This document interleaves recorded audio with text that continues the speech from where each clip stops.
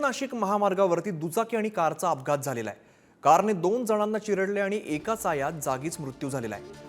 आमदार दिलीप मोहिते पाटील यांच्या पुतण्याकडून हा अपघात झाल्याची बातमी समोर येते। अपघातात ओम भालेराव याचा जागीच मृत्यू झालेला आहे। मध्यरात्री पुणे नाशिक महामार्गावरती सगळी घटना घडलेली आहे। अपघात झाल्यानंतर मला ज्यावेळेला फोन आला त्यावेळेला मी माझ्या पुतण्याला स्वतःहून पोलीस स्टेशनला हजर व्हायला सांगितलं। पोलिसांनी अटक केलेली नाही, आम्ही स्वतःहून त्या ठिकाणी हजर झालेलो आहे आणि या सगळ्या याची गुन्ह्याची चौकशी पोलीस करतायत। जोपर्यंत पोलिसांचा तपास होत नाही, नेमका कोण दोषी आहे हे जर पोलीस शोधत नाही तोपर्यंत याच्यावर भाष्य करणं चुकीचं ठरेल।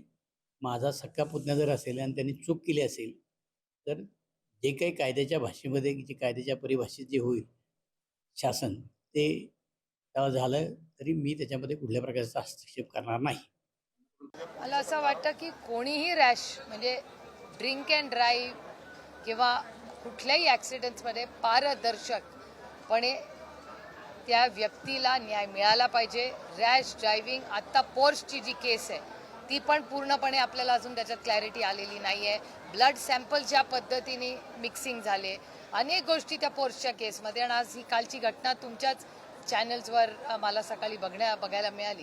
त्यामुळे अतिशय भयानक आणि खूप कॅज्युअल अप्रोच जो गृह मंत्रालयाचा आहे त्याच्यामुळे लोकांचा गृह मंत्रालयावर पोलिसांवर नाही, जे सरकारी यंत्रणा जी आहे ती पूर्णपणे अपयशी झालेली आहे। मग ड्रग्ज असू दे, हिट अँड रन केस असू दे, अनेक महिलांवरचे होणारे अत्याचार असू दे, मुंबईमध्ये परवा झालेली केस असू दे, वर्दीची भीतीच आज राहिली नाही असं अनेक समाजाच्या घटकांमधून दबते आवाज ऐकायला मिळतात। ज्या ठिकाणी ऍक्सिडेंट झाला त्याच्या फक्त 150 ते 200 फूट अंतरावरती माझी गाडी होती। ज्यावेळेस एक पिकअप साईडने चालला होता आणि त्याच्या मागे ही व्हाईट कलरची गाडी येत होती, ती ज्या पद्धतीने ओव्हरटेक करण्यासाठी बाहेर निघाली त्यावेळेस माझी गाडीमध्ये माझी मिसेस होती बाजूला। आम्ही दोघेही ओरडलो, आता मोठा अपघात होण्याचे चान्सेस आहे ना असं म्हणतोय तोपर्यंत त्या गाडीने त्या युवकाला उडवलेलं होतं टू व्हीलरवरती।